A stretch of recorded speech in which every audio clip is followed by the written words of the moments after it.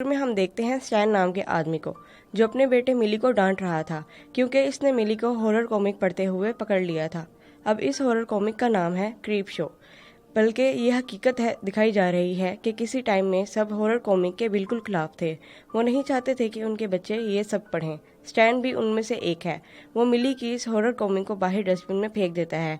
मिली इन सब से बहुत ज़्यादा गुस्सा हो जाता है। आप ये सोच रहे होंगे कि ये बच्चा अभी से हॉरर में कैसे चला गया। ये तो बिल्कुल हैरान होने वाली बात नहीं है, क्योंकि ये बच्चा और कोई नहीं बल्कि स्टीफन किंग का बेटा है। स्टीफन किंग का बेटा हॉरर में नहीं दिलचस्पी लेगा तो क्या बारबीज में लेगा। वो गुस्से में विश करता है कि उसके फादर हेल में सड़ेंगे। उसका ये कहना ही था कि तभी उसको विंडो पर कुछ दिखाई देता है और वो देखता है कि वहाँ पर एक क्रीप खड़ा था। ये क्रीप ही उस कॉमिक का होस्ट है और वो ही हमें इस कॉमिक तक ले जाता है। अब हम इस कॉमिक के टेल्स देखने वाले हैं। पहली टेल का नाम है फादर्स डे। 1979 में फादर्स डे पे सिल्विया, रिचर्ड और उसकी बेटी कैस और उसका शौहर हैंक अपने फैमिली डिनर के लिए इकट्ठे हुए थे, लेकिन उनकी फैमिली अभी पूरी नहीं हुई थी। वो सब आंट बेडिलिया का इंतज़ार कर रहे थे। बेडिलिया का नाम थोड़ा ख़राब है क्योंकि 7 साल पहले उसने अपने फादर का कत्ल कर दिया था। इसके फादर का नाम है नेथन ग्रैंथम और वो बहुत ही बुरा आदमी था। अपने टाइम में उसने सारे इनलीगल काम किए थे जिनकी वजह से आज सिल्विया की फैमिली इतनी अमीर थी। नेथन बहुत ज़्यादा खड़ूस था। उसने कभी बेडिलिया को शादी करने ही नहीं दी। बेडिलिया एक आदमी से प्यार करती थी, लेकिन नेथन ने उसे भी मार दिया। वह चाहता था कि बेडिलिया सिर्फ उसकी सेवा में लगी रहे। बेडिलिया उसकी इन हरकतों से मेंटली अनस्टेबल हो चुकी थी। फादर्स डे के दिन नेथन चिल्ला चिल्लाकर अपना केक मांग रहा था। बेडिलिया केक तैयार कर रही थी, लेकिन नेथन के इतना ज़्यादा चीखने चिल्लाने की वजह से वो बहुत ज़्यादा गुस्से में भर जाती है और वो एक गैस्चर उठाकर उसके सर में मार देती है, जिसकी वजह से वो मर जाता है। उस दिन के बाद हर फादर्स डे पे बेडिलिया अपने घर वापस आकर अपने फादर की कब्र पर फूल चढ़ाती है। इसके बाद वो सब फैमिली डिनर करते हैं। इस साल भी वो टाइम से वहाँ पहुँच जाती है। वो नेथन की कब्र पे फूल चढ़ाती है और वहाँ बैठकर ड्रिंक करने लगती है। वो नेथन को इसके किए हुए पाप गिनवा रही थी। इसी बीच बोतल उसके हाथ से गिर जाती है और शराब नेथन की कब्र में चली जाती है। तभी कब्र से एक सड़ा गला हुआ हाथ बाहर निकल आता है, जिसे देखकर बेडिलिया के होश उड़ जाते हैं। नेथन अपनी कब्र से बाहर आ रहा था। वो बेडिलिया को देखकर एक सवाल करता है, वेयर इज़ माई केक बेडिलिया। वो बेडिलिया से अपना केक मांग रहा था और केक ना मिलने पर वो उसका गला दबाकर उसे मार देता है। उधर उन सबको बेडिलिया का इंतज़ार था। रात हो जाती है। हैंक बाहर देखने जाता है और उसे बेडिलिया की कार दिखाई देती है। वो सोचता है कि शायद बेडिलिया सेमेटेरिया में होगी। वो वहाँ देखने जाता है। वहाँ से बेडिलिया दिख तो जाती है, लेकिन उससे पहले वो कुछ समझ पाता, बेडिलिया का फादर उसको मार देता है। अब केक ढूंढते हुए नेथन घर की तरफ बढ़ने लगता है। घर में सब इंतज़ार करते करते थक जाते हैं। सिल्विया किचन में जाती है अपनी मेड को ढूंढने, लेकिन मेड को उससे पहले नेथन ने ढूंढ लिया था। मेड को मरा हुआ देखकर घबरा जाती है, लेकिन उसे घबराने का टाइम नहीं मिलता। नेथन उसका गला दबाकर उसे मार देता है। काफ़ी देर बाद भी जब सिल्विया नहीं लौटती तो रिचर्ड और केस देखने के लिए जाते हैं। वो किचन में जाते हैं और अंदर एंटर होते ही नेथन उनको सरप्राइज देता है और वो उन्हें हैप्पी फादर्स डे की विश करता है। वो खुद भी बहुत ज़्यादा खुश था क्योंकि उसको उसका केक मिल चुका था। केक जो कि बना हुआ था सिल्विया के सर और थोड़ी क्रीम से। ये देखकर उन दोनों की सांस रुक जाती है और सस्पेंस में ये टेल ख़त्म हो जाती है। नेथन यहाँ पर कैंडल्स को फूंक मारते हुए भी नहीं दिखाया गया। जॉर्डी अपने फार्म में रहता था। जॉर्डी का रोल स्टीफन किंग ने प्ले किया है। इस दिन इसके फार्म में आसमान से कुछ गिरता है। वो सोचता है कि ये एक न्यूटराइट है जिसे बेचकर वो पैसे कमा सकता है। वो अपना $200 का लोन भी भर सकता है। एक्साइटमेंट में उसने उसे टच कर लिया था और वो उसे बहुत ज़्यादा गर्म लगता है, जिसे ठंडा करने के लिए वो उस पर बाल्टी भरकर पानी डाल देता है। इससे वो बीच में से खुल जाता है और वो इसमें से एक अजीब सा सब्सटेंस निकलता है जो कि अर्थ में चला जाता है। अब जॉर्डी बहुत ज़्यादा टेंशन में था। उसे अर्थ की टेंशन नहीं थी, बल्कि इस बात की थी कि वो टूट चुका है और अब मटेरियल ज़्यादा डॉलर्स में भी नहीं बिकेगा। फिर भी वो उसको बाल्टी में डालकर चल देता है। वो ये नहीं देखता कि उससे निकला हुआ सब्सटेंस कुछ रिएक्शन कर रहा है। इसके दिमाग में चल रहा था कि वो सुबह इसको चिपका लेगा और किसी को पता भी नहीं चलेगा। वो जाकर आराम से टीवी देखने लगता है और वो अपनी उंगली को चूसता रहता है क्योंकि वह जल चुकी थी।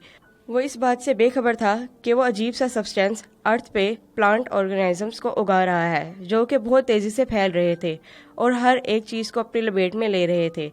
वो तो आराम से टीवी देख रहा था, लेकिन वो अचानक से देखता है कि उसकी उंगली पर कुछ लगा हुआ था। वो ऑर्गेनिजम्स उसकी उंगली पर अच्छी तरह से फैल रहा था। देखते ही देखते वो एक बहुत ज़्यादा तेज़ी से फैल जाता है। जॉर्डी डॉक्टर के पास जाने के बजाय इसे छुपा लेता है और घर में चुपचाप बैठा रहता है।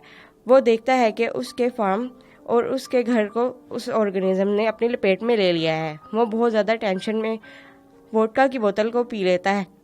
वो अपनी उंगली को चूसता रहता है क्योंकि वो जल चुकी थी और वो इस बात से बेखबर था कि अब अजीब सा सब्सटेंस अर्थ के ऊपर प्लांट ऑर्गेनिजम्स को उगा रहा है जो बहुत तेज़ी से फैल रहे थे और अब हर एक चीज़ अपनी लपेट में ले रहे थे। वो तो आराम से टीवी देख रहा था, लेकिन वो अचानक ये देखता है कि उसकी उंगली पर कुछ लगा हुआ है। जो ऑर्गेनिज्म उसकी उंगली पर अच्छी तरह फैल रहा था। देखते ही देखते वो उस पे बहुत ज़्यादा फैल जाता है। जॉर्डी डॉक्टर के पास जाने से डरता था, इसलिए वो चुपचाप घर पर रहना ही पसंद करता है। वो देखता है कि इसके फार्म को भी उसने पूरी तरह लपेट में ले लिया है। टेंशन में वो वोडका की बोतल निकालता है और पीकर आराम से सो जाता है।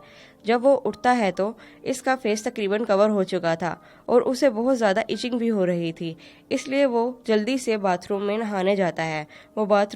वो जब बाथरूम में जाता है तो वहाँ पर उसको अपने फादर का भूत दिखाई देता है जो उस बेवकूफ़ को बताता है कि ये प्लांट को पानी ही चाहिए और वो बाथ टब में जाना सुसाइड के बराबर है। जॉर्डी को ये एडवाइस पसंद आती है, लेकिन वो इचिंग इतनी ज़्यादा थी कि वो पानी में जाए बिना नहीं रह पाता और इसका नतीजा ये होता है कि इसकी इतनी ग्रोथ होती है कि जितनी उसकी पूरी जिंदगी में नहीं हुई। प्लांट ने उसको और उसके फार्म को पूरी तरह कवर कर लिया था और उससे बचने का एक ही तरीका था। जॉर्डी खुद को शूट कर लेता है, लेकिन उसके मरने से उस प्लांट को कोई नुकसान नहीं होने वाला था, बल्कि न्यूज़ में बताया जा रहा था कि इस एरिया में बारिश होने वाली है और अब ये प्लांट सिटी तक भी जा सकता था।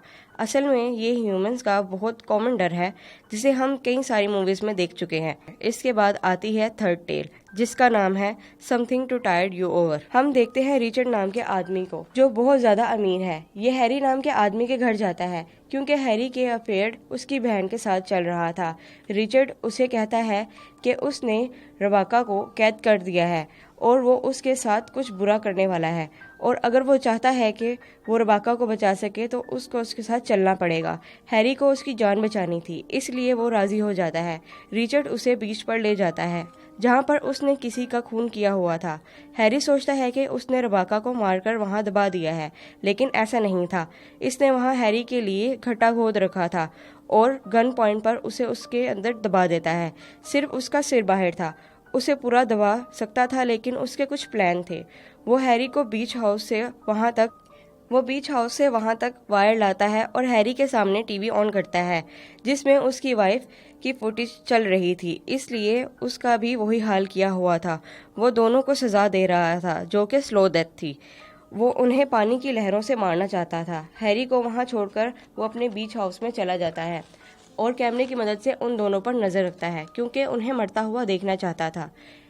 इसकी ये ख्वाहिश पूरी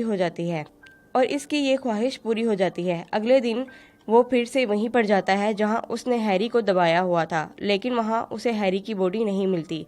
खैर, वो इसे सीरियस नहीं लेता, लेकिन उसे ये सीरियस लेना चाहिए था। रात को जब वो अपने घर पर बैठा था तो कुछ अजीब होता है। उसके घर का दरवाज़ा खुलता है और कोई अंदर आ जाता है। वो हैरी की लाश थी जो पूरी तरह पानी से गली हुई थी और सीमट से कवर थी। उन्हें देखकर रिचर्ड नहीं घबराता और वो उन्हें गन से शूट करता है, लेकिन वो तो पहले से ही मरे हुए थे और अब वो रिचर्ड को मारना चाहते थे जिस तरह रिचर्ड ने उनको मारा था। वो उसे पकड़ लेते हैं और बीच पर ले जाकर दबा देते हैं। दो लाशों को चलता देखकर उसका दिमाग हिल जाता है और यहीं पर टेल खत्म हो जाती है। अगली स्टोरी का नाम है द क्रेट। हम देखते हैं माइक को जिसके हाथ से सिक्का गिर जाता है। वो सिक्का स्टेयर्स के नीचे चला जाता है और वो सिक्के को ढूंढने के लिए स्टेयर्स के नीचे जाता है तो उसे वहाँ वुडन क्रेट छुपी हुई मिलती है जिसके ऊपर 19 जून 1834 लिखा हुआ था। ये बात वो प्रोफेसर जैक्सन सैंडली को बताता है। वो एक पार्टी में था। ये खबर सुनकर वो कॉलेज से निकल जाता है। वो कॉलेज पहुंचता है तो माइक के साथ मिलकर वो क्रेट को बाहर निकाल लेता है। वो क्रेट को बाहर निकालते हुए माइक को लगता है कि अंदर कोई लिविंग चीज़ है, लेकिन डेक्सल इस बात को नहीं मानता क्योंकि 1834 से अब तक कोई चीज़ इसमें ज़िंदा नहीं रह सकती। वो उसे क्रेट को खोलने के लिए कहता है और जैसे ही उसको खोलते हैं उस क्रेट में से कुछ आवाज़ आती है। माइक देखता है कि उसके अंदर कुछ बहुत ही भयानक था। वो चीज़ उसका हाथ पकड़ लेती है। डेक्सल उसे बचाने की कोशिश करता है लेकिन कोई फ़ायदा नहीं होता। वो भयानक क्रिएचर उसे खा जाता है। डेक्सल वहाँ से जान बचाकर भागता है और उसे मिलता है चार्ली। वो बहुत पढ़ाकू स्टूडेंट था। डेक्सल उसे सब बता देता है जिस पर चार्ली यकीन नहीं करता, लेकिन उसकी क्यूरियोसिटी बढ़ जाती है। वो खुद उसे चेक करने के लिए जाता है, लेकिन वहाँ क्रिएट ही नहीं थी। वहाँ पर बस था तो खून। चार्ली सोचता है कि डेक्सल ने माइक को कत्ल कर दिया है, लेकिन डेक्सल तो खुद भी घबराया हुआ था और वहाँ सिर्फ खून के निशान थे। खून के निशान स्टेयर्स के नीचे जा रहे थे। डेक्सल समझ जाता है कि क्रिएट वापस चली गई है। चार्ली वहाँ पर देखता है तो उसे वहाँ पर माइक का जूता मिलता है जो अच्छी तरह चुभाया हुआ था। इससे उसका इंटरेस्ट और भी ज़्यादा बढ़ जाता है। वो क्रिएट के बिल्कुल पास पहुंच जाता है, लेकिन वो क्रिएचर वहाँ था ही नहीं क्योंकि वो बाहर था। वो चार्ली को भी दबोच लेता है और डेक्सल के सामने उसे भी खा जाता है। अब घबराया हुआ डेक्सल सीधा अपने दोस्त हेनरी के पास जाता है। वो हेनरी को शुरू से सब कुछ बता देता है। ऐसा नहीं था कि हेनरी उसकी बातों पर यकीन नहीं करता, बल्कि वो इसकी बातों की बेस पर एक प्लान बना लेता है। ऐसा नहीं था कि हेनरी उसकी बातों पर यकीन नहीं करता, बल्कि वो उसकी बातों की बेस पर एक प्लान बना लेता है। वो डेक्सल को ड्रिंक में कुछ मिलाकर पिला देता है जिससे वो पीकर सो जाता है। इसके बाद वो अपनी वाइफ के लिए एक नोट लिखता है और सीधा कॉलेज के लिए निकल जाता है। कॉलेज में जाकर वो उस क्रिएचर को नहीं पकड़ता, बल्कि वो वहाँ से सारा खून साफ करने लगता है और विल्मा भी घर आ जाती है। उसको हेनरी का नोट मिलता है जिसमें उसने लिखा था कि डेक्सल की जान बहुत ज़्यादा खतरे में है और वो उसकी मदद करने कॉलेज जा रहा है, लेकिन वो ये सब अकेला नहीं कर सकता, इसलिए विल्मा को भी कॉलेज बुलाया था। असल में उसका प्लान विल्मा से छुटकारा पाने का था। विल्मा बहुत ज़्यादा कॉलेज में जाकर वो उस क्रिएचर को नहीं पकड़ता, बल्कि वो वहाँ से सारा खून साफ करने लगता है और विल्मा भी घर आ जाती है। इसको हेनरी का नोट मिलता है जिसमें उसने लिखा था कि वो डेक्सल की जान खतरे में है और उसकी मदद करने कॉलेज जा रहा है, लेकिन वो ये सब अकेला नहीं कर सकता था, इसलिए उसने विल्मा को भी कॉलेज बुलाया था। हेनरी उसे बहुत पहले मारने का सोच रहा था। उसे पता नहीं था कि कोई क्रिएचर सच में है कि नहीं, और अगर है तो वो लोगों को खा रहा है, तो वो विल्मा को भी उसे खिलाना चाहता था। इसलिए वो वहाँ से खून साफ कर रहा था ताकि विल्मा डरकर भाग ना जाए। विल्मा भी कॉलेज पहुँच जाती है और वो उसके पहुँचने से पहले सब कुछ साफ कर चुका था। वो विल्मा को स्टेयर्स के नीचे देखने के लिए कहता है और जैसे ही वहाँ जाती है वो उसे वहाँ धक्का दे देता है और ज़ोर ज़ोर से चिल्लाने लगता है ताकि क्रिएचर आकर उसे खा जाए, लेकिन वहाँ कोई नहीं आता। और इसका ये अजीब बिहेवियर देखकर विल्मा भी हैरान होती है और वो उसे बोलने लगती है। और जो क्रिएचर हेनरी के चिल्लाने से नहीं आया था वो विल्मा की बकबक सुनकर उसी वक्त आ जाता है और उसका किस्सा ख़त्म कर देता है। जब विल्मा को खाकर क्रिएट में चला जाता है तो हेनरी वो क्रिएट बंद करके उसको जाकर लेक में फेंक देता है। अगली सुबह वो डेक्सल को सब कुछ सच बता देता है और डेक्सल से अपना मुंह बंद करने को कहता है। इस तरह वो विल्मा से छुटकारा पाना चाहता था, लेकिन वो डेक्सल को अभी भी डर था कि वो क्रिएचर कभी भी आ सकता है, जबकि हेनरी इस बात से बेफिक्र था। लेकिन हम देखते हैं कि क्रिएचर अब क्रिएट तोड़कर बाहर निकल चुका था। अब वो कितनों को खाएगा कुछ पता नहीं, और इसी तरह ये टेल भी एंड हो जाती है।